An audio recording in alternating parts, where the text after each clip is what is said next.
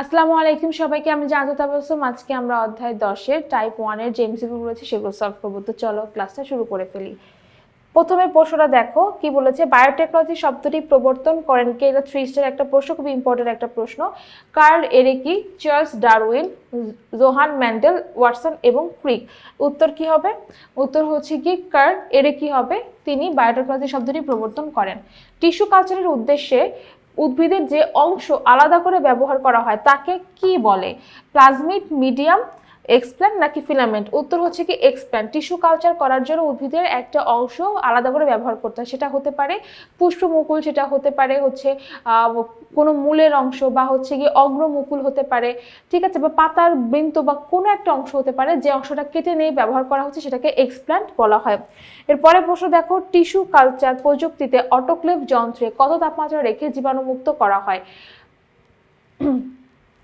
121 degree Celsius, 131 degree Celsius, 221 degree Celsius, 231 degree Celsius. উত্তর কি? উত্তর হচ্ছে 121 ডিগ্রি সেলসিয়াস। এই তাপমাত্রায় অটোক্লেভ যন্ত্রে ওই এক্সপ্ল্যান্টটা রেখে জীবাণুমুক্ত করা হয়। টিস্যু কালচার পদ্ধতিতে ব্যবহৃত হয় মূলাংশ, পরাগরেণু, পার্শ্ব মুকুল। টিস্যু কালচার পদ্ধতি এক্সপ্ল্যান্ট হিসেবে কি কি ব্যবহার করা হয়? এই তিনটা জিনিসই কিন্তু সাধারণত ব্যবহার করা হয়, পরাগরেণু, পার্শ্ব মুকুল, মূলাংশ, বা হচ্ছে তোমাকে অগ্রমুকুল হতে পারে। এগুলো কি করে? এগুলো থেকে খুব দ্রুত কোষ বিভাজনের মাধ্যমে তোমার টিস্যুটা গঠন করবে। এরপরে প্রশ্ন দেখো, টিস্যু কালচারের ধাপ কয়টা? এই প্রশ্নটা ইম্পর্টেন্ট, দেখা যায় হঠাৎ করে পরীক্ষা চলে আসতে পারে। 3, 4, 5, 6 কয়টা ধাপ হবে?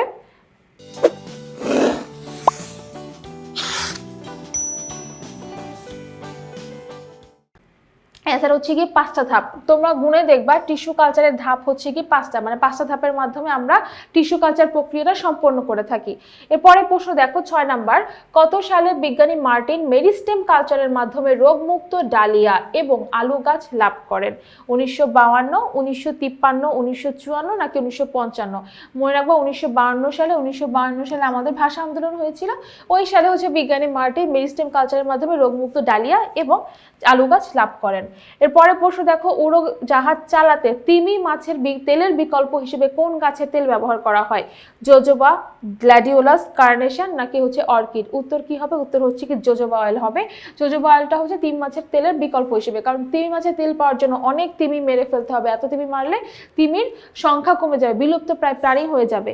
এই কারণে তার তেলের বিকল্প হিসেবে জোজোবা গাছের তেল ব্যবহার করা হয়।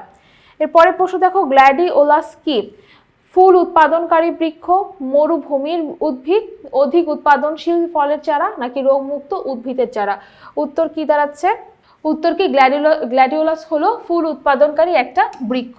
তারপরে প্রশ্ন দেখো, কোনটি টিস্যু কালচারের রোগ প্রতিরোধী চারা, মানে কোনটা টিস্যু কালচারের মাধ্যমে রোগ প্রতিরোধ ক্ষমতা লাভ পেয়েছে? আম, কাঁঠাল, নিম নাকি হচ্ছে সেগুন? অ্যান্সার কি? অ্যান্সার হচ্ছে কি কাঁঠাল। পরের প্রশ্ন দেখো, টিস্যু কালচার প্রযুক্তির প্রথম ধাপ কোনটি? প্রত্যেকটা ধাপে আলাদা আলাদা নাম রয়েছে। প্রথম ধাপের নামটা কি? আবাদ মাধ্যম তৈরি, জীবাণুমুক্ত আবাদ প্রতিষ্ঠা, মূল উৎপাদক মাধ্যমে স্থানান্তর নাকি মাতৃ উদ্ভিদ নির্বাচন? অ্যান্সার হচ্ছে কি মাতৃ উদ্ভিদ নির্বাচন। কারণ তোমার যদি মাতৃ উদ্ভিদ নির্বাচনটা ঠিকভাবে না হয়, তুমি যদি একটা সুস্থ সবল রোগমুক্ত চারা বা উদ্ভিদ নির্বাচন না করো, সেই ক্ষেত্রে সেখান থেকে তুমি কিন্তু একটা সুস্থ টিস্যু পাবে না। সুস্থ টিস্যু না পেলে সেখান থেকে যত টিস্যু কালচারই করো না কেন, নতুন চারা গাছটা কিন্তু আর সুস্থ থাকবে না, সেটা দেখা যাবে অসুস্থ হবে বা রোগ প্রতিরোধ ক্ষমতা তার কম থাকবে। তাহলে আজকে ক্লাসে আমরা হচ্ছে কি টাইপ 1 এর যে এমসিকিউগুলো রয়েছে সেগুলো সলভ করবো। আশা করি তোমরা সবগুলোই অনেক ভালো করে বুঝতে পেরেছো। তো সবাইকে অসংখ্য ধন্যবাদ আমাদের সাথে থাকার জন্য।